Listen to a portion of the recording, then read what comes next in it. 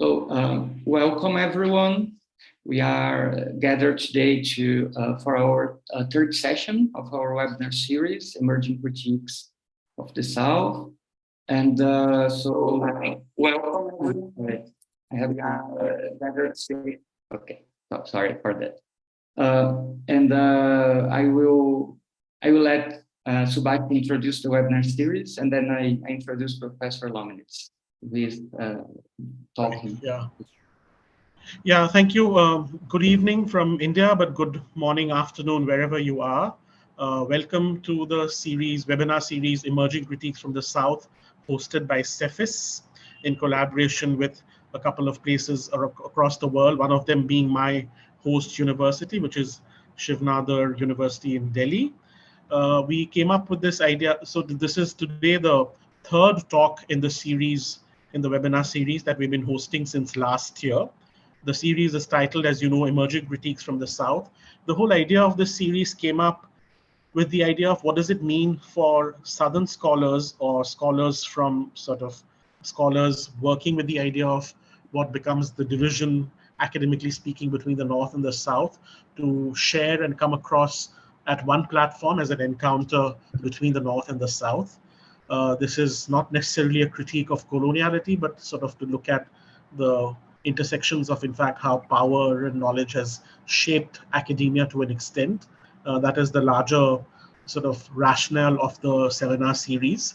And we just want to sort of foreground the idea of the South in thinking through how this has become a platform to kind of engage with emerging ideas, not as just ideas of a location from the North, non-West as a field, but also as a location of what becomes a theoretical way of looking at our discipline, as it were, or discipline of the humanities and social sciences. So that's the idea, the rationale of the seminar. It's titled Emerging Critiques from the South, and today we have Professor Claudio Lomnitz with us, and I invite Vinicius, my colleague, to please introduce Professor Lomnitz. Well, yes. Thank you, Subhash. We have the pleasure to have Professor Claudio Lomnitz with us today. Thank you for accepting the invitation. Professor Claudio Lomnitz is the Campbell Family Professor at the Department of Anthropology, Columbia University. He works on the history, politics, and culture of Latin America, and particularly of Mexico. He received his PhD from Stanford in 1987, and his first book, Evolución de una sociedad rural, was published in 1982. And that was a study of politics and cultural change in Tepoztlán, Mexico. Since then, he has published several notable books like Exits from the Labyrinth, Culture and Ideology in Mexican National Space, Modernidad Indiana, and Deep Mexico, Silent Mexico. Also, Death and the Idea of Mexico, and The Return of Comrade Ricardo Flores Magón. His most recent book is Nuestra América, My Family in the Vertigo of Translation. And he will talk about the two last books here today. And Nuestra América is an essay in family history that explores the connection between the destruction of Europe and Latin American consciousness by way of the early 20th century history of his own family. In addition to his academic work, his writing features regularly in newspapers like La Jornada and Nexos. He is also a playwright and has written 2 plays in collaboration with his brother, Alberto Lomnitz, who is a theater director in Mexico City. The first, El Verdadero Bulnes, won Mexico's National Drama Award in 2010. And the most recent, a musical titled La Gran Familia, was produced by Mexico's National Theater Company in 2018. So I hope all the informations are correct, Professor Lomnitz. You are welcome to do our talk, and we thank you again for that. Thank you so much, Professor Cabuev. and Claudio Pinheiro, Subrashim, and the collective, the SEPHIS collective. I'm honored by the invitation and delighted to be here. And do let me know if for some reason the microphone doesn't work or anything like that. I'm speaking from Mexico City, and I'm delighted for this interlocution, among other things, because I've never been much of a fan of the idea either of the global North or of the global South, but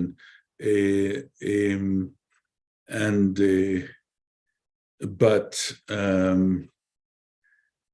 am kind of a fan of the underlying problem that I think is at the heart of this community's discussion, and hopefully the remarks that I have today will be interesting to you. Basically, I'm going to be speaking out of two works that I did. One is this return of Comrade Ricardo Flores Magón that Vinicius Kawe mentioned, which is published in 2015, and that book is, I think, possibly it may be, I think, the first history of the Mexican Revolution that is a transnational history of the Mexican Revolution, by way of the study of what was the first kind of grassroots radical transnational movement on the U.S.-Mexican border, which was the so-called liberal movement, or the Magonista movement, a movement that brought together various kinds of Jacobin strands, ranging from sort of Jacobin liberals through socialists through anarchists, and in the end it gravitated mostly to anarchism, but also to socialism, and that was the first work where I worked on some of the issues that I'm going to talk to you about. And then the second one that I'm going to dwell on a little bit longer, simply because it's a more recent, is this family memoir that I published a year or two ago, and that is mostly about my maternal grandparents who emigrated from Eastern Europe to Peru in the 1920s, and then to Colombia. They were kicked out of Peru, and then to Colombia. It was sort of a South American diasporic story of the first half, or the first sort of 2/3 of the 20th century. So the first thing that I wanted to, the first kind of concept that I found useful when I was working on the history of the Flores Magón movement and the Mexican Revolution of 1910 is the idea of transvaluation at the border. And what I meant by transvaluation in that book, and in some of the academic papers that I published before that book, but that led up to that research, is connected to the notion of regimes of value, a notion that, say, Arjun Appadurai developed in his early work, which is the recognition in the end that that value forms part of a relational sphere, so that even if you, for instance, subscribe to the notion that value is related to human labor, in the old classic political economy tradition, the notion of regime of value suggests that that the connection between the value of different products or different things or different kinds of work is important, and that so that one thing relates to another, the value of one thing relates to the value of another. And one of the characteristics of border crossings can be changes in regimes of value. For understanding this, I find it useful to think about international. I'm talking about international borders here. I think it's useful to speak or think of something like I would call sort of riffing off of Levi-Strauss, kind of hot versus cold borders. And obviously this is not an absolute thing, but basically the idea is that the less difference there is across an international border, the colder the border will be. That is, the less of an impetus there is for border crossing, and the more difference there is between on either side of a border, the hotter it will be. So the differences across borders tend to be productive, economically productive. And just to give you an example, from kind of my neck of the woods, the area that I've worked in for most of my life, the border between Mexico and Guatemala was, until relatively recently, until maybe 30, 40 years ago, a relatively cold border. What I mean by that was that there were coffee plantations on either side. The labor regimes were pretty much identical. The owners of the thing were very similar. So the commercial reasons, for example, to cross the border, or the labor reasons to cross the border in either direction, were relatively limited. And similarly, for example, the border between the US and Canada was a relatively cold border. That is, and it doesn't mean that there is no transaction between those, but that the reasons for crossing regularly tend to be more circumscribed. To give an example, medicine in Canada is more reasonable, I think, than in the US. And so you find quite a lot of people who live near the Canadian border on the American side crossing into Canada to purchase a medicine. So the hot, cold, it's never absolute. That is, there are always reasons to cross the border, but when the differences between on either side of the border are high, the stimulus for crossing increases. But not only the stimulus for crossing, but the problem of transvaluation at the border also increases. So the US-Mexican border, that is the site of my work on the Mexican Revolution, the revolution that usually is said just to locate it as the revolution, quote, of 1910, although the process that I look at in this book starts around 1904 or 1905. The transvaluation there was intense at that period, because that's the time period when the US-Mexican border moves, to use the term of historian Friedrich Katz, shifts from being a frontier to being a border. And what Katz meant by that was that's the era when the border, the international frontier, was settled on either side or colonized on either side. A process that obviously involved wars with various Native American peoples, displacements of native peoples, and movement of population, both from the south, from central Mexico northward to the US-Mexican border, and from the American East, the US East, down into Texas and Arizona, etc.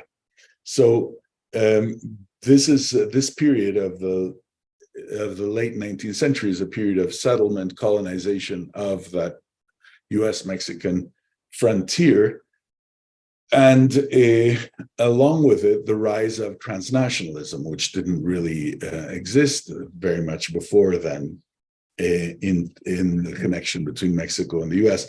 And that transnationalism was related to the flow not only of labor, but also of capital. So you started getting, for example, copper mining boom after Edison's developments of electric lighting, and there were copper mines on either side of the US-Mexican border. So you had some of the same workers, both Mexican workers on either side, and US and some European workers on either side. You had construction of railroads at that time. You had, by 1910, the beginning of an oil boom that's not on the border, but that involved traffic to the border, and a number of other things. So along with those movements, you start getting transvaluation. And just so that people sort of visualize what I'm talking about, if you look at the history of anti-Mexican racism, either US or European racism against, quote, Mexicans or Mexican race, in Mexico, not in the US, a lot of that racism is especially intense among working class emigres into Mexico, because Mexico didn't have an industrial, in the 19th century, so that the new industries, like, for example, the beer industry or the glass industry or the railroads or the smelters around the copper and other mining companies, often imported specialized workers from the US, from Germany, from Scotland, et cetera, other places. And it's these groups that shape some of the first unions that tend to be most intensely racist against, quote, Mexicans. And the reason for that is that they were very highly paid compared to Mexican workers. And so they were very interested in keeping the Mexican workers out of the union, and in the process became, exacerbated in their racism. This has to do with transvaluation. This example has to do with transvaluation because those working class emigres into Mexico from the US or Europe were transformed in the immigration process from being, let's say, a specialized part of the working class to being a kind of a local aristocracy, including the prerogatives of, representing an allegedly superior race. So a worker from, from say Pennsylvania or from Wales or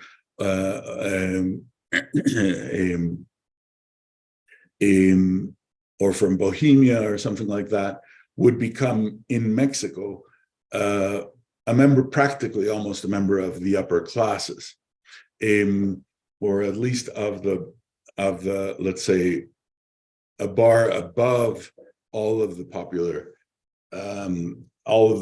classes. That's an example of transvaluation. An example in the contrary direction of that same era would be number of Mexican relatively highly trained people who emigrated into the US because, for instance, of the revolution or the repression of the dictatorship right before the revolution, and who were, proletarianized. In that Flores Magón movement, you have a number of examples of this, including the Flores Magón brothers themselves, who were members of a Mexican. They weren't particularly rich, but they were very highly educated in Mexico City, and they were from a family that had some land, and so let's say a middle class family, but with an elite education, and who, in part because of their militancy and their anarchism, but in part also because of the process of transvaluation itself in the US, become squarely identified with a laboring class, a union movement, a socialist and anarchist union movement that was very, vibrant in the United States at that period. Another kind of famous example, Felipe de Ángeles, who was a very general in Mexico, still even in the army of Porfirio Diaz, of the dictatorship, and then became a revolutionary general, one of the most sort of highly trained members of Mexico's officer corps of the ancien regime, then turned revolutionary, waited tables in New York for a while, that kind of story. So this is what I mean by transvaluation. It has to do with regimes of value, and it has to do with border crossings, where something that is relationally valued in a particular way on one side of the border gets valued in a radically different way on the other side of the border. Just to finish the idea, just so that to be sure that people kind of visualize what I'm talking about, for people who are, it's no longer possible so much thanks to the violence that there is right now in Mexico. But before, there was up until relatively recently, there was quite a lot of border tourism from the U.S. into Mexico and from Mexico into the U.S. And sometimes when you look at when you looked at what was being sold on either side, and there were these issues of transvaluation, so that Americans, if you're talking about a town, let's say on the Texas-Sonora border, on the U.S. side, you'd have a bunch of stores like Woolworths and Sears and that kind of thing, that were their customers were people crossing in from Mexico who were buying from there and then going back. And then on the Mexican side, you had a bunch of stuff that Americans like to buy, I don't know, like, for example, for some reason, skulls of cows with horns on them, or particular kinds of belt buckles, or particular kinds of crafts that were seen as kind of representing Mexico, or certain kinds of photo opportunities that were sold on street corners, certain kinds of postcards, etc. So in fact, it was kind of interesting, because if you turned what was sold around and say, put the Sears and Woolworths on the Mexican side and the skulls on the American side, in theory, nobody would have had to cross that border. That is because the Mexicans were all buying on the Woolworths, and the Americans were all buying these cow skulls. And if you put them all on put the cow skulls on the American side and the Woolworths on the Mexican side, there was no reason for anyone to cross. In theory, of course, what there is all this issue of transvaluation in the background of that movement. So this idea of transvaluation also applies to intellectuals in migration. And one way of thinking about this also that I find useful, it relates to this idea sort of minor traditions and major traditions among intellectuals. The Flores Magóns and the whole sort of cadre of radical intellectuals that they were a part of are an example of this, right? They were in Mexico, they were part of, let's say, a great tradition. They were hooked into the main newspapers, the main, they had studied in the main schools, they were, etc. But in the US, they become kind of marginal figures. They get hooked into a radical tradition, like, Emma Goldman or Alexander Berkman, the whole anarchist side, or some of the union socialist side that was prominent in the US. But they don't have much access to, let's say, what one wouldn't think of as sort of the major traditions in the US, including newspapers or universities, whatever. And so this is the kind of a set of interests that I brought to a reflection on my own grandparents. I'm going to speak here only about my maternal grandparents, which is the main part of that book, of that Nuestra América, although there is a portion on my paternal family, which is a little bit of a different history.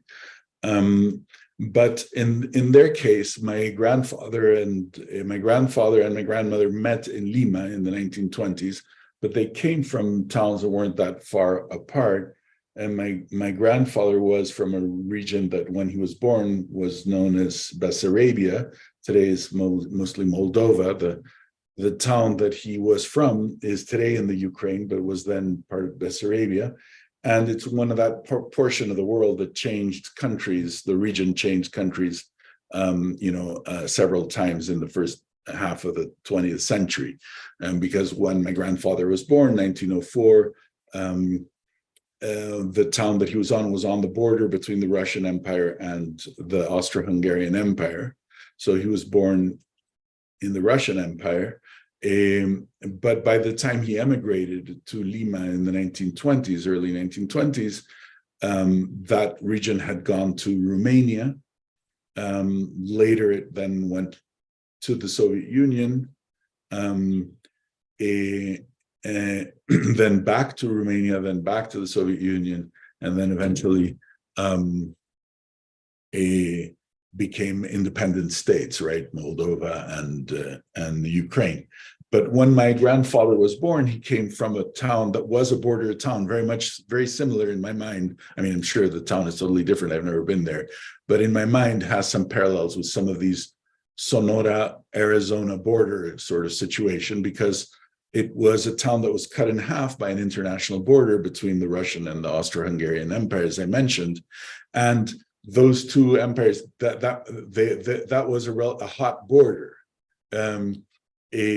So that a lot of the people who lived in the town, as in all hot borders, there's a lot of smuggling, right? There are more cheaper industrial goods on the Austro-Hungarian side than on the Russian side. There are, agricultural goods that are being exported into the Austro-Hungarian Empire and all the way into Germany from that Russian side. So it's a hot border. And when the region goes, all of it, to Romania right after the First World War, the town basically collapses economically because the town was no longer on an international border, right? It became just squarely within one country, which was Romania. So all of that border traffic, all of that smuggling, all of those activities went into crisis, and a big chunk of the population emigrated, and a number of the people from that area emigrated to South America, with a pretty good number going curiously to Peru. And the reason why places like Peru are attracting these migrants, and this is an example of why I'm sometimes a little bit not entirely happy with the idea of a global South or a global North, by the way.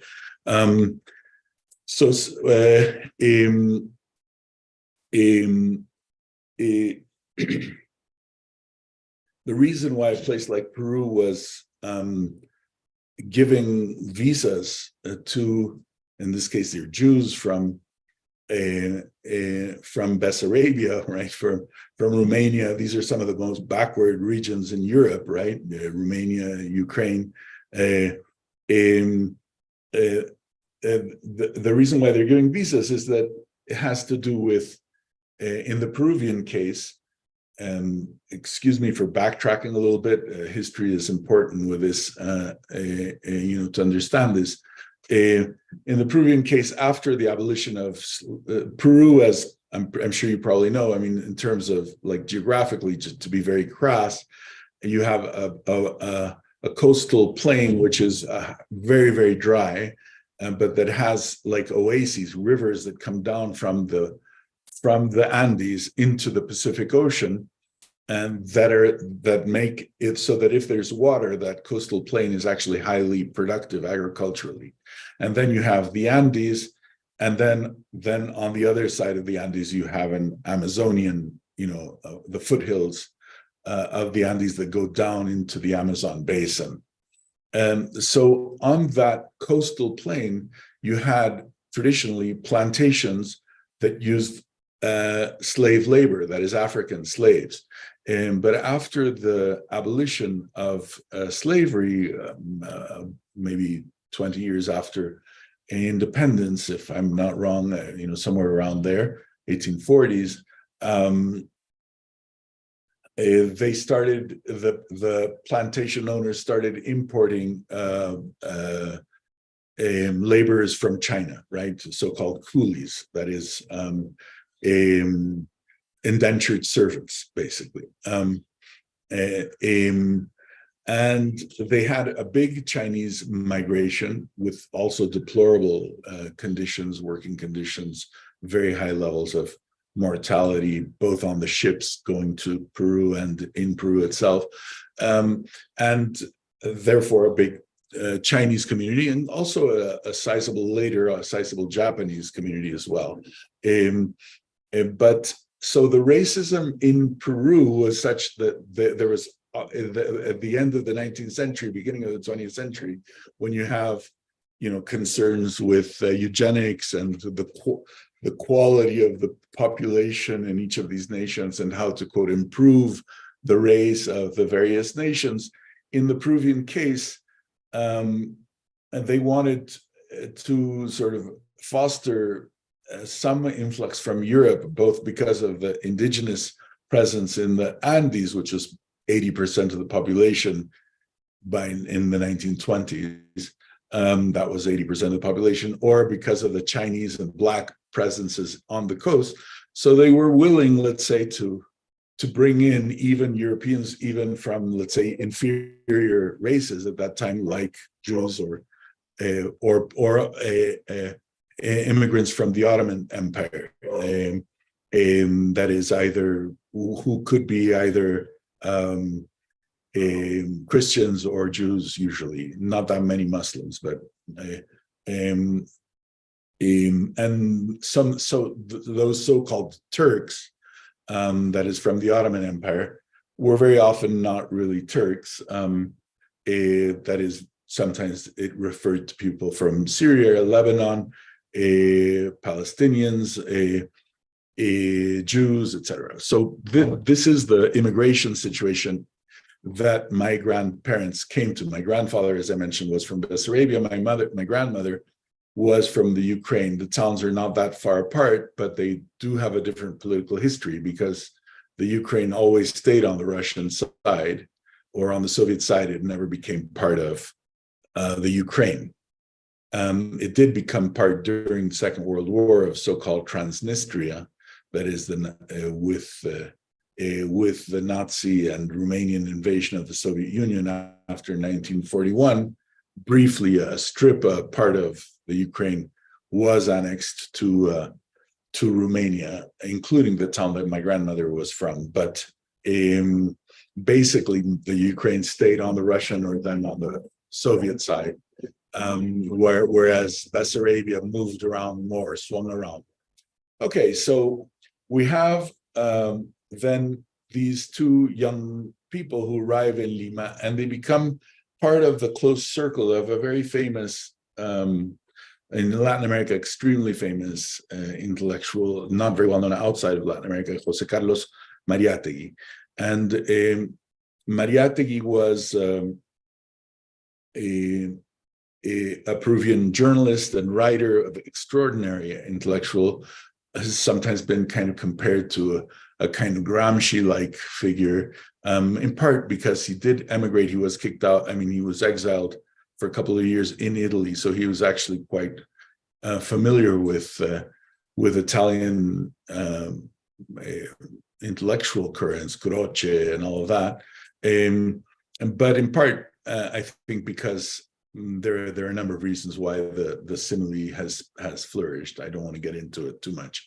But in any case, Mariátegui was a very, very influential figure in Latin American Marxism, still is a very influential figure in Latin American Marxism. And he created in 1926 a journal called Amauta. And my grandparents both were translated from the German or from the Russian.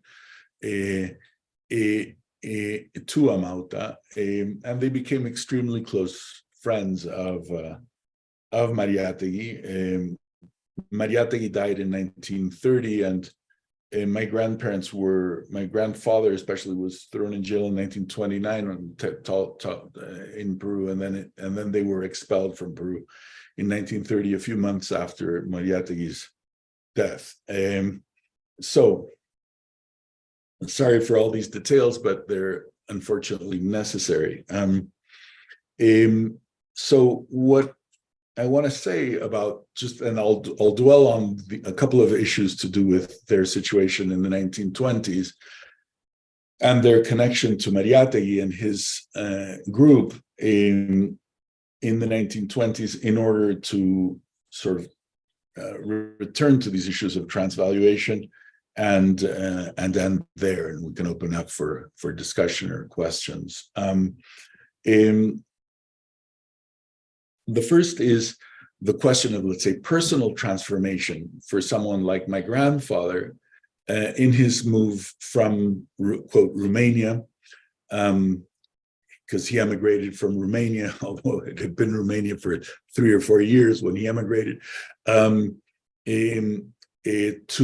Peru. The first thing is my grandfather, this he told me when my grandfather died when I was 13, but how marvelous arriving to Peru had been because, quote, in Peru, there was no anti-Semitism, my grandfather said, you know, and even when I was 13, I thought, what the fuck is he talking about? I mean, how could there have been no anti-Semitism in Peru? I mean, this is a Catholic country, and you know, that has an image of Jews as Christ killers and the like. What is he talking about? But later, when I started, you know, learning more about this, I realized that, first of all, I understood what he meant, and I think he was right. Actually, very strictly speaking, right, which is that he's in talking about anti-Semitism, in the end, what he's referring to is not anti-Judaism in that sort of old Christian tradition, but he's talking about anti-Semitism in the 19th century sense. That is a form of racism that is connected to the rise of nationalism, and which is it can lean on and take you know motifs from a much older anti-Jewish tradition, but it's not identical to it because it actually involves conceiving of, quote, the Jew as a foreign element, and as a, let's say, call it this way, think about it this way, a subversive foreign element, a subversive to the national soul, subversive to the national culture, etc. So in the case of, for example, Bessarabian Jews, I mean, a lot of those Bessarabian Jews was not the case of my grandfather's family, who had emigrated from the Austro-Hungarian Empire, but a lot of the Bessarabian Jews, you know, had been there since Roman times. You know, they're hardly foreigners. But all of a sudden, once you start getting Romanian nationalism going, or you know, in the region, then all of a sudden they're, you know, foreigners. So in this sense, there was no anti-Semitism in Peru. There was not yet at that point a way of thinking of Jews as being inimical to the national body, put it that way, right? Enemies of the national body. That did not exist when he got there. It did begin to exist by the time he was kicked out, by the way. So it's you know, by the 1930s, you do have in a lot of Latin American countries a turn toward fascism, and even though it not necessarily dominant, it certainly existed, and it wasn't either negligible. So my grandfather goes from being basically a member of a, quote, race, because Jews in the anti-Semitism were strongly racialized, to in Peru being, quote, European, right? That is, they're being brought into Peru as, you quote, European. I'm sorry to put it this way, but that's the best they could do. Let's say Peru wasn't attractive enough as a destination for European immigration to attract Norwegians, right, or Dutch, sort of more highly valued Europeans.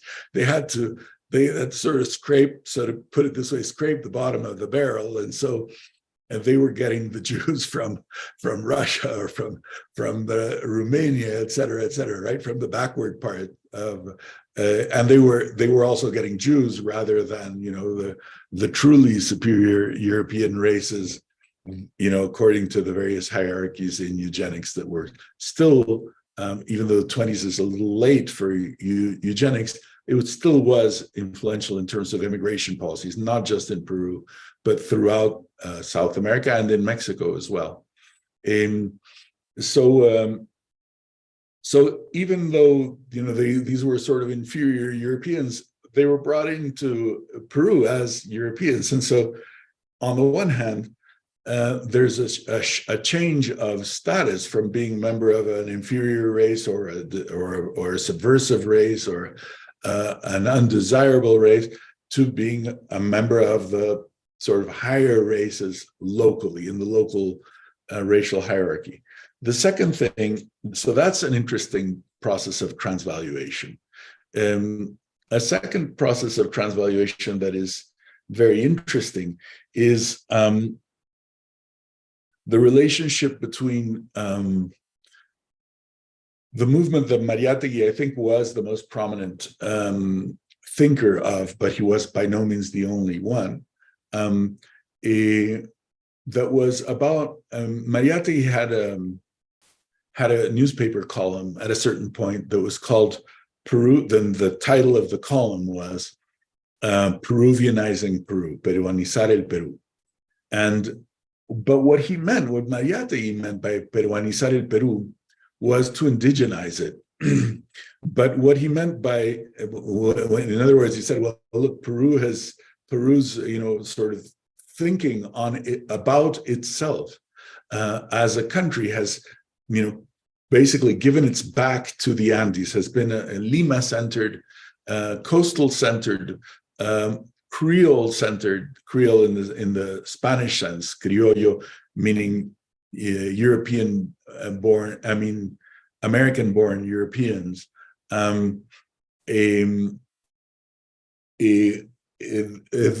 This is how Peru has been conceptualized. Peru needs to rethink of itself from the indigenous world, from the indigenous communities out. So that's part of what he meant by Peruvianizing Peru. But the other thing that he meant was thinking the nation, and thinking Peru in particular, but thinking the nation, this was an Americanist movement, Latin Americanist movement, but at that time the connections with Brazil were not as potent as they are today. So it was mostly, let's say, a Spanish-American movement. But it was also an American movement. It also included a lot of dialogue with the US and a little bit also with Brazil. It was the notion was, we need to open this up, not simply to looking for our little history, but we need to really take from the world. We need to open to the world, and Peru needs to be thought of through dialogue with the world rather than closing off. In the Amauta's, Mariátegui's opening lines for the journal Amauta, which is considered still today one of the 2 or 3 most influential cultural journals in Latin American vanguardism and Latin American modernism, right? Everybody in the Spanish America who is anybody, including people who were very young at the time, published there. It's extremely important cultural and political journal, but cultural journal. His first lines are something like, I can't remember exactly how he put it, but basically it's sort of like, everything that exists in the world, or everything that has been thought in the world, belongs to us. In other words, the movement is inimical to the notion that ideas can be foreign. Ideas need to be appropriated. And as a result, Mariátegui was a Judeophile. That is, he was he was an admirer of the Jewish Enlightenment, and he believed that it was not it was not a coincidence that Marx had been Jewish,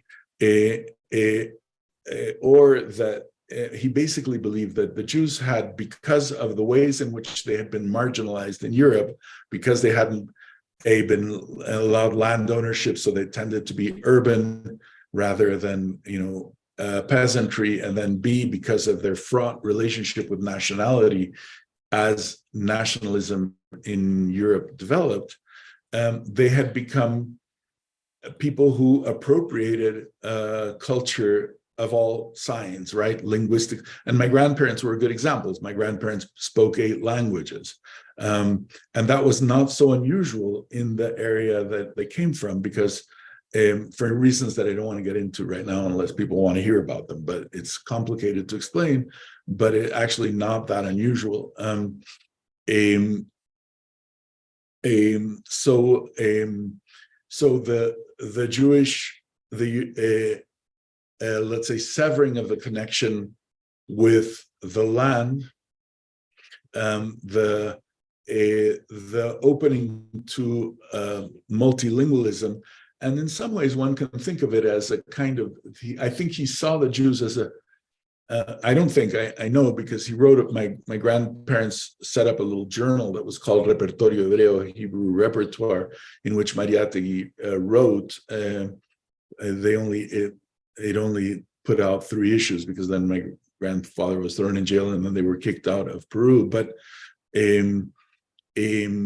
Mariátegui wrote for all 3 of them, and for 3 of those issues. And Mariátegui thought of the Jews as being sort of a new kind of, a kind of vanguard in terms of modern development. And I think that he was close to them in part because what he was trying to do was to break with what he called not tradition, but traditionalism. And then I'll end there. I'll end here and maybe just open it up. I think I've taken maybe too much time already, but Mariátegui had a distinction between tradition and traditionalism, and he was very pro-tradition. And this was a subject of a lot of argument among the Marxists of the day. He was very pro-tradition. He believed that the revolution, in the case of Peru, would come from indigenous Indian, so-called Indian, kind of communalist traditions. But he was against traditionalism, and he felt that traditionalism involved scraping around for the grandeur of the past and trying to exalt it and preserve it. And he believed that that was the old Peruvian nation's main sickness, was traditionalism. That is, for example, the exaltation of the culture of the conquistadores, for example, or the colonial traditions of Peru. And he was against this traditionalism. And this anti-traditionalism also brought him closer to the Jewish thing and interested him in the Jewish thing. So there's on the one side that is the confluence between the Jewish historical experience and not the Jewish, all of it, but the Jewish, let's say, enlightened tradition or modern Jewish tradition. I don't know how you want to call it. I would call it the enlightened tradition from, let's say, Moses Mendelssohn on, that is from the 18th century on, which I think is, deeply connected to some of his ideas around. I think some of Mariátegui's ideas in this respect actually relate a little bit, like to say, to Goethe's ideas of world literature, right? So Peru is just a region in the world. And so it needs to feed off of the ideas that are coming wherever they're coming from. All of those belong to them, right? As he put it in Amauta, right? Everything in the world belongs to us. And so the Jews were an example of this because it involved the Jewish Enlightenment culture involved constant appropriation. And then on my grandfather's side, especially my grandmother, a little bit different story, and I won't have time to talk about that right now, but on my grandfather's side, my grandfather became, quote, an indigenista. That is, he came under Mariátegui's influence of all this kind of indigenous thing, but my grandfather thought that the indigenous traditions of America, the indigenous societies, indigenous communities and the like, cultures, however you want to call them, he also saw a connection between that and the Jewish tradition and Jewish traditions, and in fact believed that his interest in Judaica, which existed even before his arrival to the Americas, and his interest in the native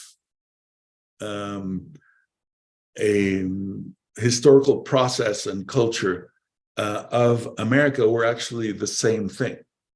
And so maybe I'll end with that. I mean, one little footnote, sorry. Maybe the place where I'd like to end really is that, let's say, Ángel Rama, the famous Uruguayan literary critic, used Fernando Ortiz, sort of anthropologist, Cuban anthropologist of the early 20th century, a notion of transculturation, transculturación, and in a book that he published in the 1970s, that was called the Transculturación Literaria, literary transculturation in Latin America, which I think is, was an influential book for me at a certain point, and I think I haven't reread it, but I think it still is, in which Rama analyzed some of the sort of a couple of the most sort of vibrant literary examples of the 20th century in Latin America, Guimarães Rosa in Brazil, Juan Rulfo in Mexico, and José María Arguedas in Peru. And he gives a close analysis of three novels in which he argues that basically the literary innovation in those three cases, and by extension in Latin America in the 20th century, are connected to transculturation, that in every case, the vibrance, the vibration of the language, the discovery of a new world is not connected to tradition in the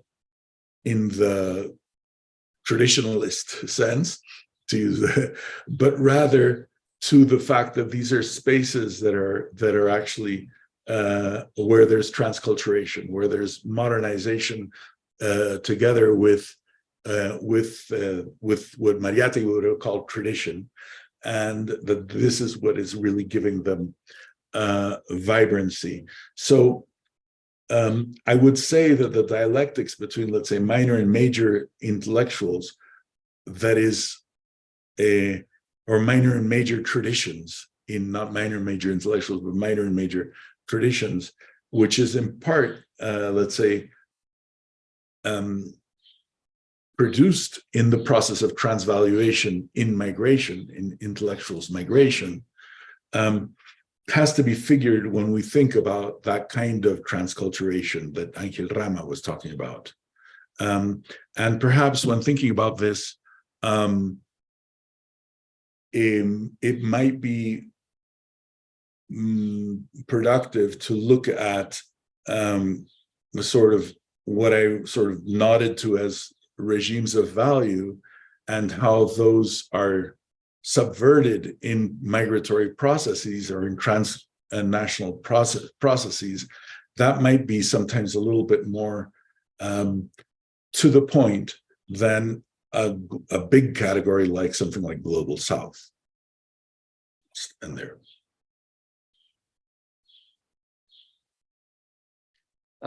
Thank you a lot, Professor Lomnitz, for this wonderful talk.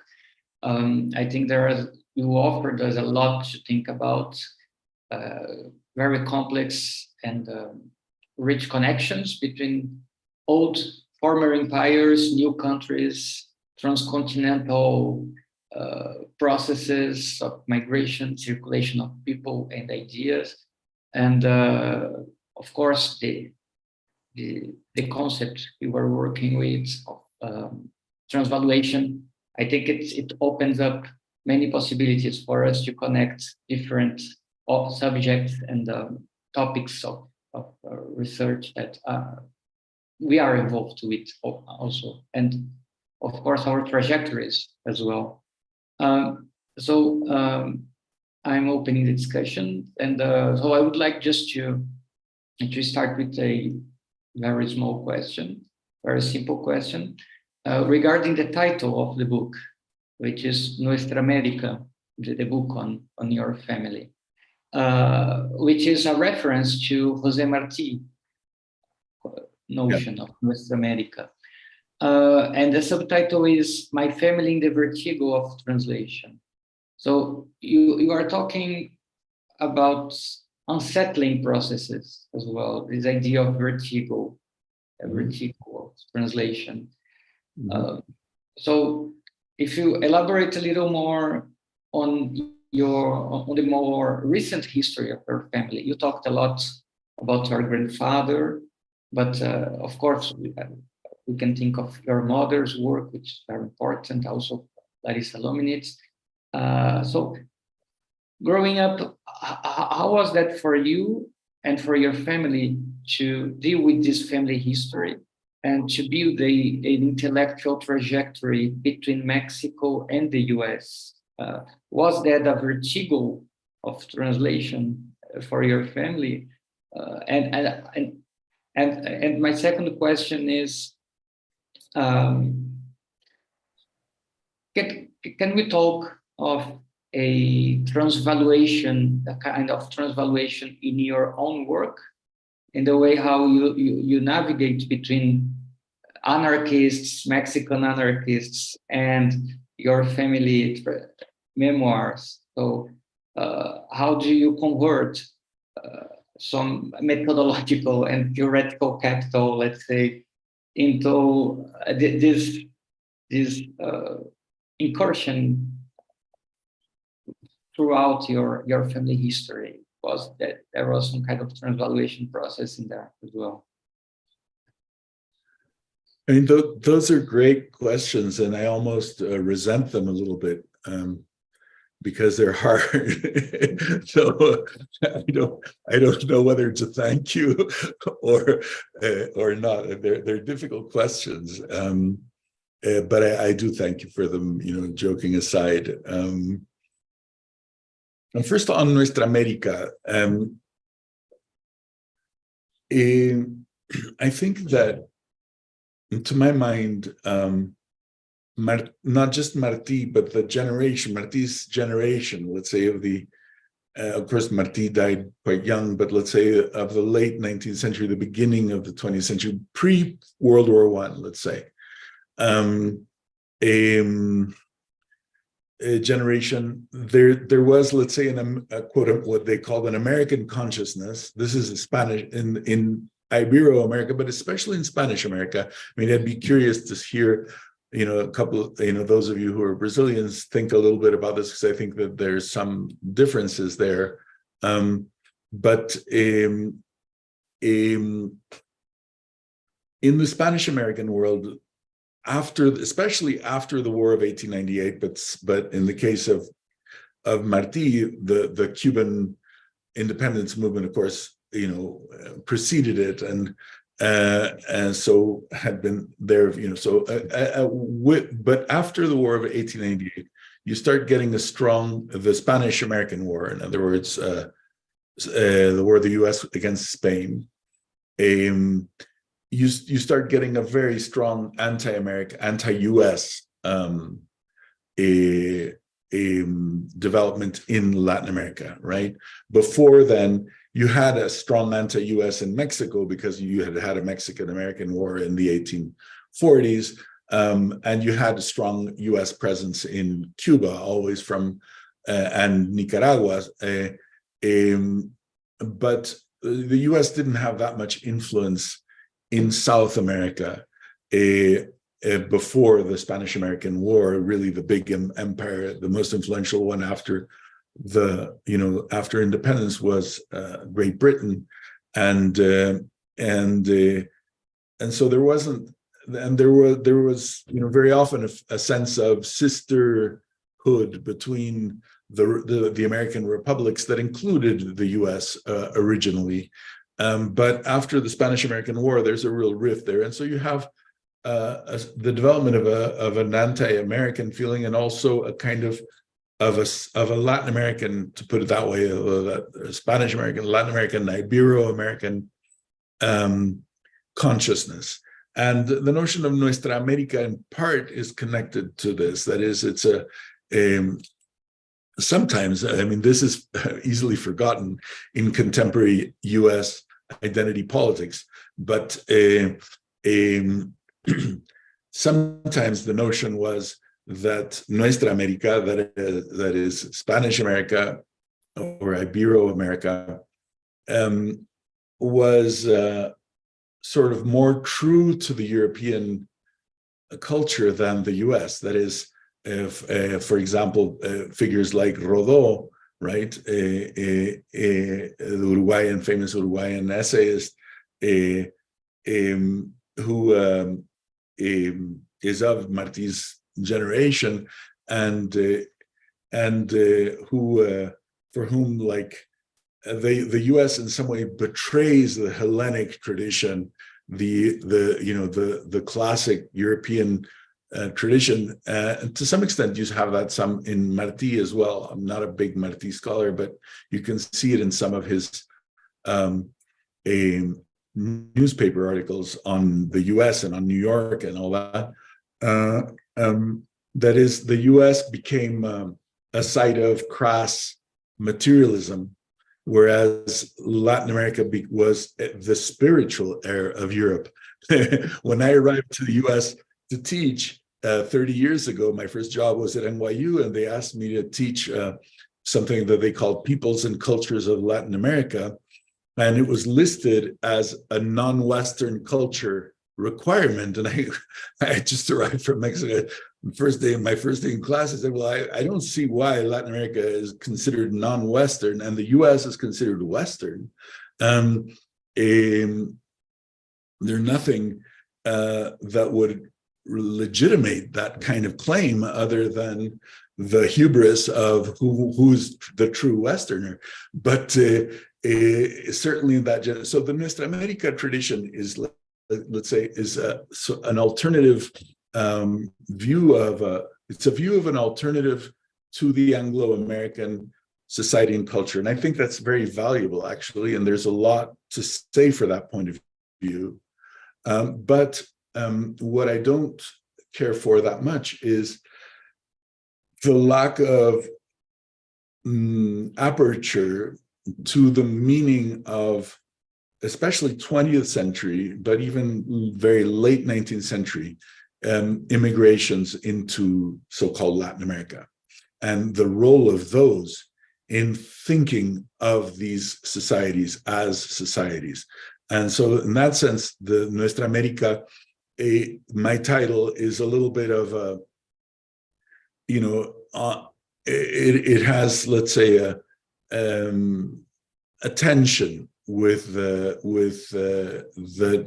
tradition that was invented by Martí and other great thinkers of that period, because basically it's saying, on one hand, it's signaling a kind of intimacy, Nuestra América, that is my family's America, but on the other, it's also saying, well, maybe that Latin America that we constantly refer to needs to take into consideration some of the influx of various kinds of migratory traditions or migratory experiences that come before the sort of three great roots of Latin America, right? The indigenous, the Spanish or Portuguese, and the African, right?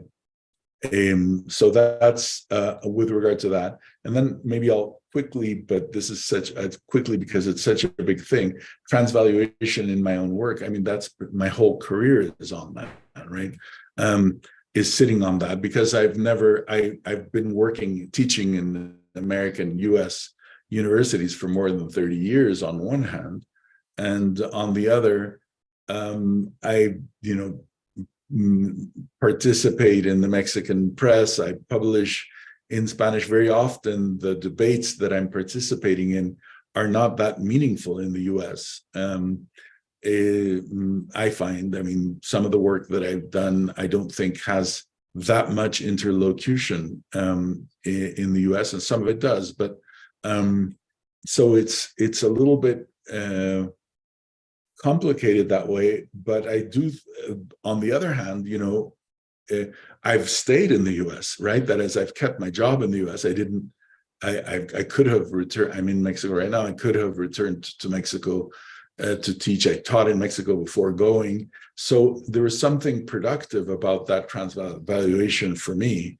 And that's often, I think, delicate and hard to be important, I think, to be as frontal about as possible, because it's very easy, I think, when you move to the US. The US right now is so, to my mind, sick with a politics of representation that it's very easy to become, because sometimes you're solicited to be a representative of that imagined society, which is a very uncomfortable thing to ask of anyone, I think, and certainly of an intellectual.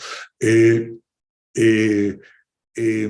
that's something that I think, I mean, I've tried to resist, but at the same time, I've also benefited from, because, and I'll end there, that Peoples and Cultures of Latin America course that I had to teach in my first semester in the US 30 years ago was interesting to me, because when I arrived to the US, I mean, I wasn't, quote, a Latin Americanist. I taught in Mexico, that's it, that doesn't make you a Latin Americanist.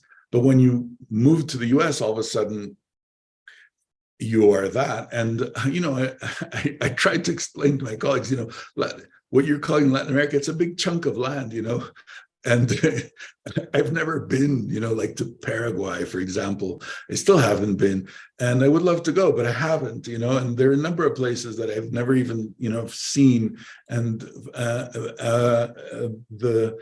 which is their local social traditions I'm not very familiar with, but there I had to teach them, even if I'd never set foot on the place, in the place. And so in that sense, some of the politics of representation in the US I found kind of useful for my own benefit. But some of it I've always found highly uncomfortable. And similarly in Mexico, I mean, I'd be happy to talk about some of the complications on the Mexican side, which are a lot. There are many. Thank you, and sorry for the hard questions.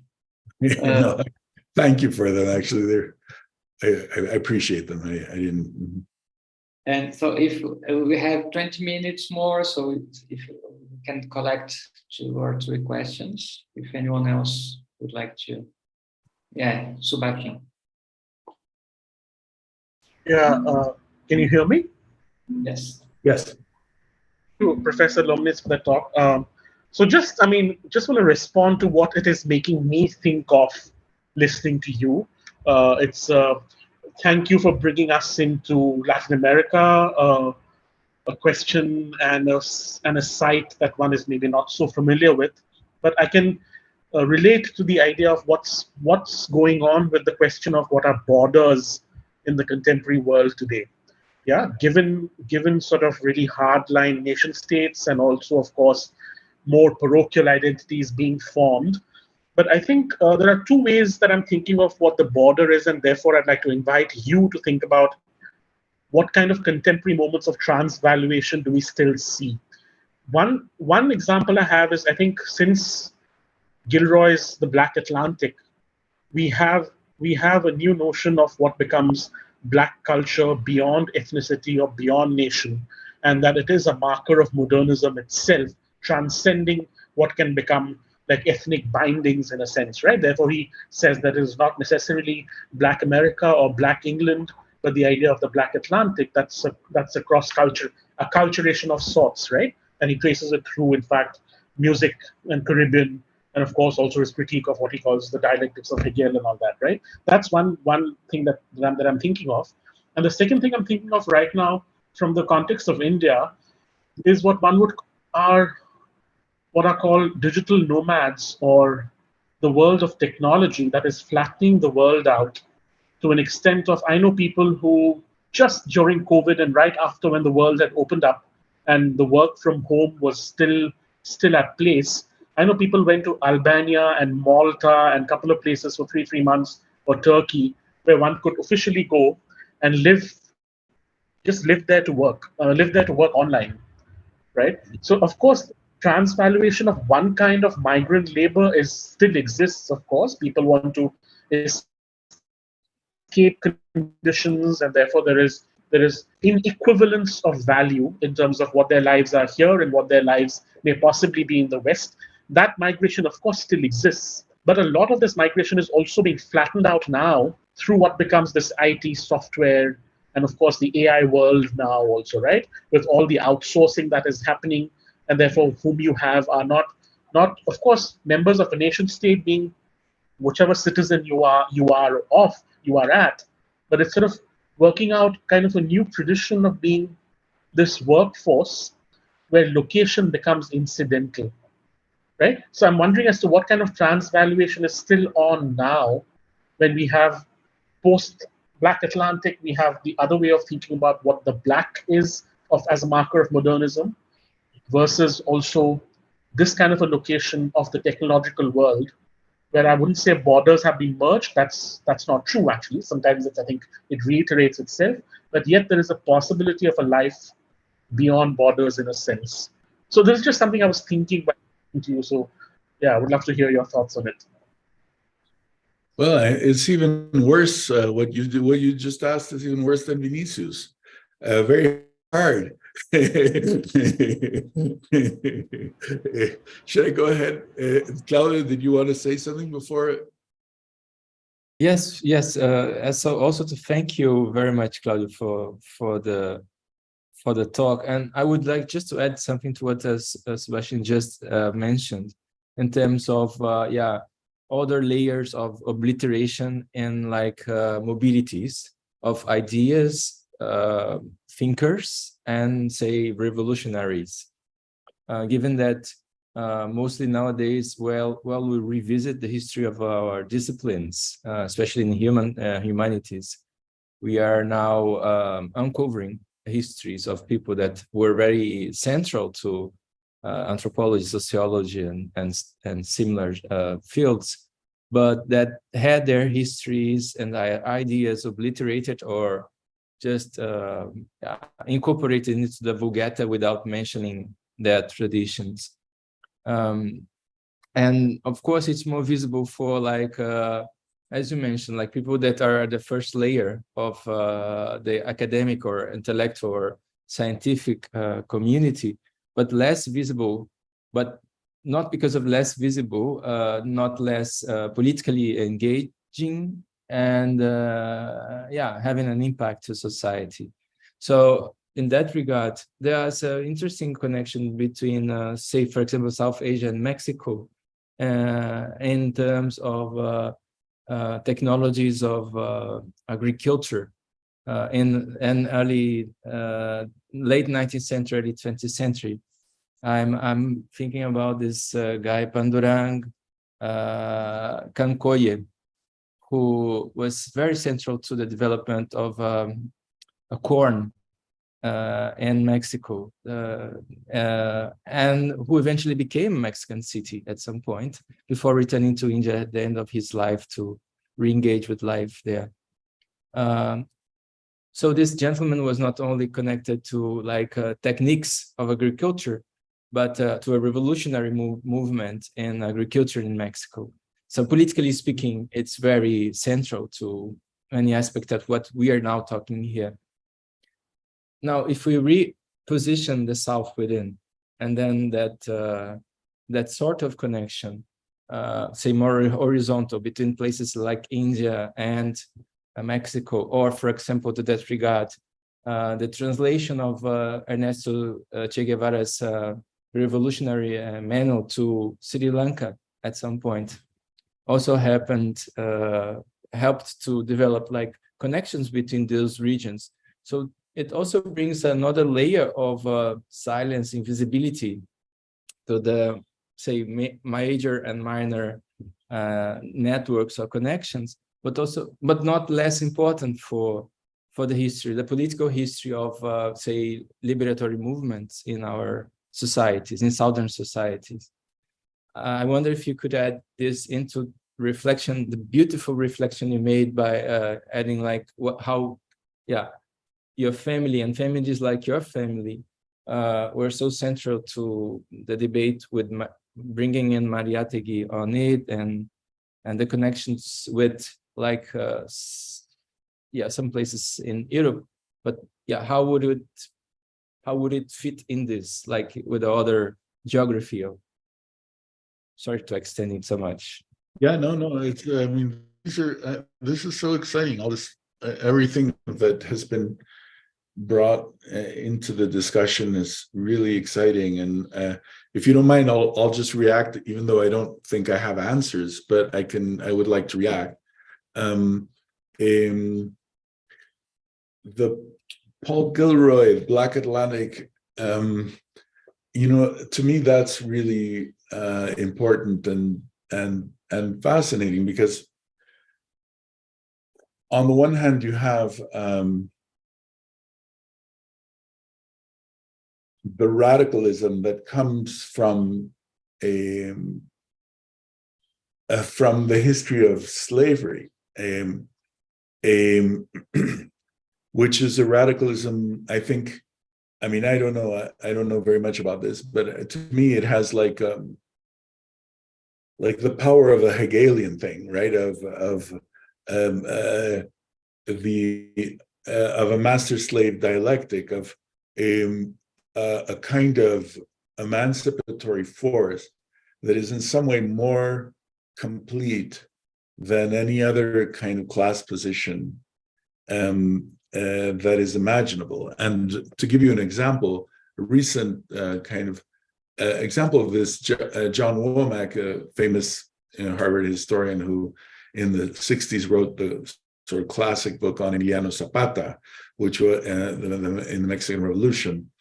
In a recent kind of new introduction that he wrote for that, now thinks, 50 years later, that it's very possible, because he came from a kind of radical, he came from Oklahoma, a radical US rural radicalism. I don't know whether he would agree with that characterization. But that radicalism has always had the Marx problem around the peasantry, right? The sack of potatoes problem. How do you actually create a revolutionary movement from peasant communities? And Womack now thinks that it's likely. He believes that, and tries to piece together enough clues to make this argument.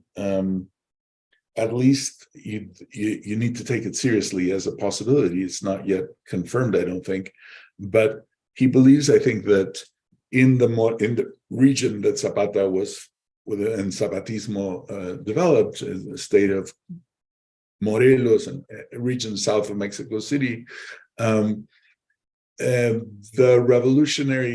networks that were necessary for revolutionary uprising of the Zapatista kind emerged from families that had been slaves in the colonial period, that is, 100 years prior.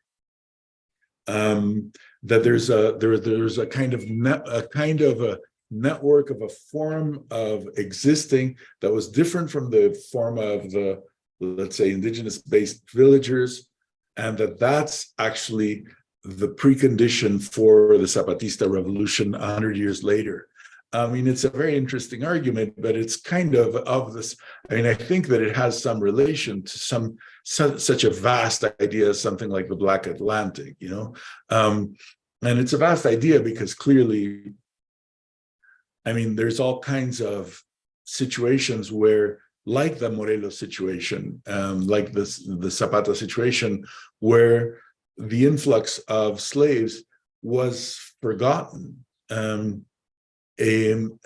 in fact might have been, you know, key to the actual cultural, social, political development of the region. And in the case of Mexico, the African presence was kind of forgotten in relatively quickly, actually, in the 19th century.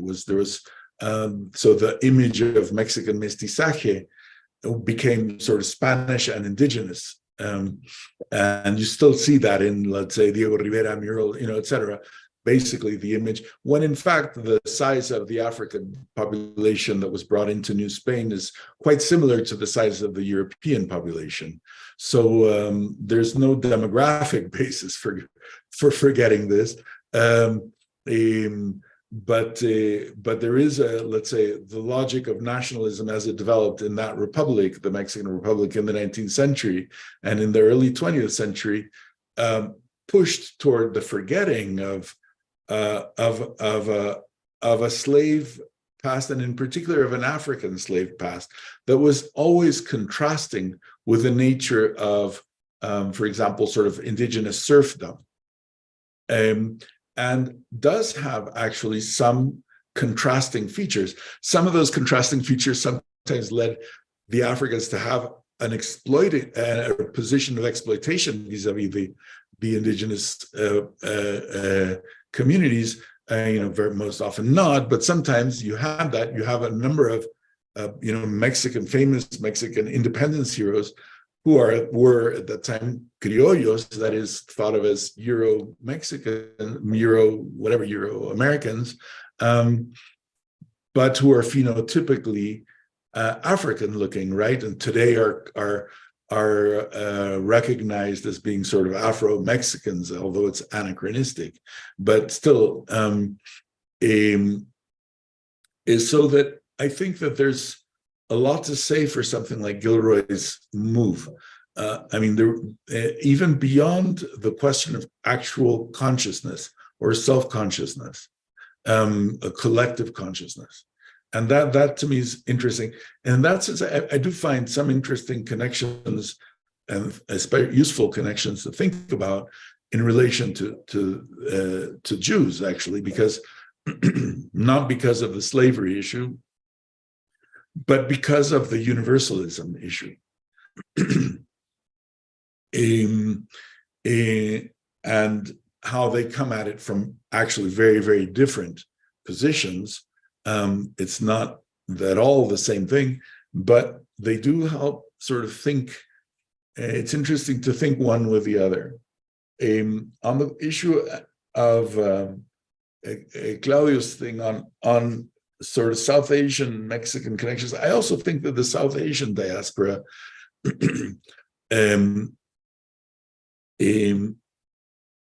I'm sure that, you know, that there's a lot of thinking on that. I'm just not very familiar with it.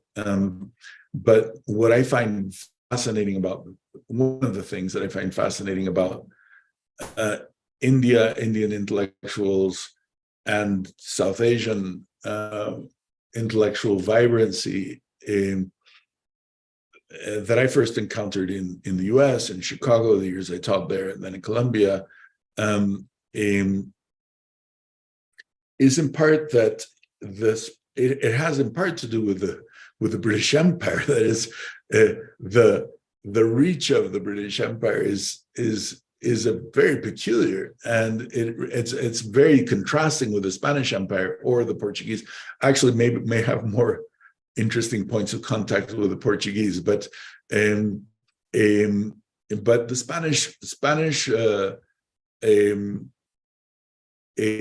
Spanish Empire, and it's very often the Spanish Empire is omitted, I find, in thinking about colonialism and post-colonialism.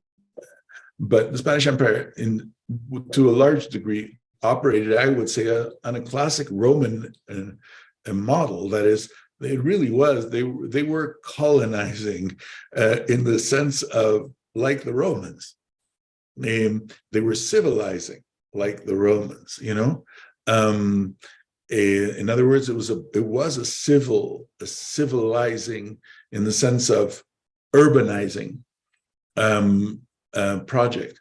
Whereas the British Empire is such a far, you know, it has such different things, and then, you know, South Asian migration, either in the form of indentured labor in the 19th century or later in the various modalities of immigration that have existed, produce a kind of, I think, gritty vibrancy from the point of view of sort of decentering a national narrative, which is obviously reinforced by the scale of India itself, which is, you know, the scale and plurality of India itself, that I think is part of what is highly interesting to me about the intellectual traditions there. There have been connections. I mean, I wasn't familiar with the story of corn that you're talking about, but let's say Amit Roy, one of the founders of the Mexican Communist Party, was from India, right? And was an Indian intellectual. And so what the hell was he doing there? Well, it's a complicated story, but anyway, so you do have these kinds of Octavio Paz as ambassador in India. They're interesting movements that are sort of South-South movements, and that I do think help generate a kind of thought that I think is really important. Brazil has that, is a little bit, I mean, seems to me to have that. That is, on the one hand, yes, you have that force, that kind of nationalist force that you have, sadly for me, in Mexico and other places. But on the other hand, I mean, the fact that in the end, you know, Portugal ends up being more of an appendage of Brazil than the other way around, and that the connections with the former Portuguese colonies in Africa get reworked culturally and by cultural industries from Brazil and intellectually, etc. This gives, I think, some of the Brazilian social thinking a kind of vibrancy too that I sometimes miss in lots of other places and lots of other Latin American places. And then finally, to this question of digital nomads, I mean, and transvaluation, I would love to know, I would love to study that a little bit more. I mean, I have looked at it a bit in Mexico because, you know, Mexico has so many millions of people living, especially in the US, not only, but mostly. And the digital revolution really, and it's a long story of immigration, right? It has more 100 years history, but the digital revolution has completely transformed the nature of the connections. And then the question of transvaluation becomes much more complex. Let me give just one example, which is a bit different from digital nomads. It used to be the case that in Mexican immigration to the US, that basically it was, first of all, there was a lot of, quote, circular migration. Even when you didn't have circular migration, you had the project of circular migration, that is the fantasy of returning after having accumulated enough resources to change your situation in Mexico. Transvaluation in that sense, right? As a project of reproduction, you had circular migration beyond the empirical fact of whether or not people returned, which they did sometimes and they didn't others, but it used to be that it was the men who were migrating, and the sort of site of domestic reproduction remained in Mexico, particularly among agricultural laborers. And then maybe once they decided to stay in the US, maybe they would bring their wives or they would remarry in the US, whatever. But, as of a couple of decades ago, you have a lot of women who are immigrating to Mexico and to the US, sometimes often alone, sometimes with somebody else. And many times they're leaving their children with their parents, that is, with the children's grandparents. This is possible only because you have the digital. This is possible as a massive movement only because you have a digital communication. And because otherwise, let's say, whereas the fathers leaving the home to sustain the home had already been constructed as a recognizable form of parenting, having the mother leave her children behind was seen as abandonment, right? And often still is seen as abandonment. So the question of a transvaluation in a case like this women's immigration to the US when they have children back in Mexico involves a rethinking of the maternal bond. That is, what is the nature of being a mother? And what is the nature of being a good mother? What is the nature of abandonment? What is the nature of care? All of those issues emerge, and so there are issues of transvaluation where there are debates, right? And you see, I had a student who's now a professor in the School of Education. She's now at Harvard, and her dissertation was about these mothers. Actually, she's Brazilian. Gabriela Oliveira is her name, and she did research with migrant women from Mexico in New York and in California. And the women that she talked to were often saying, well, we didn't abandon our kids, we're caring for our kids, right? But all of that care is only possible, or not care, whatever you want, whatever side you take on the debate, the care is only possible given the digital platform. That is, if this migration had happened before the digital revolution, the way a lot of the men's used to do, and you only had letters, right? You only had the mail, which meant you were going to get letters once a month, or once, for a good, responsible father, right? Once a month, once every 2 or 3 months, right? Is different from a mother who can, by WhatsApp, ask whether her daughter back in Mexico did her homework. So the question of what that difference allows for a transvaluation around the definition of maternity. And that's not such a small issue, and particularly not in a mother-obsessed culture like Mexican culture, the Virgin of Guadalupe looming over the whole thing, So all of a sudden, a debate about what constitutes abandonment or what constitutes motherhood, it's not such a small debate. Oh, okay. I think, thank you, Professor Lomnitz, for these very thoughtful answers. These are indeed very tricky and complex questions. We could spend many hours discussing or debating all of the possible developments of them. I think we need to wrap up the webinar now. We've taken a lot of your time already. Thank you very much for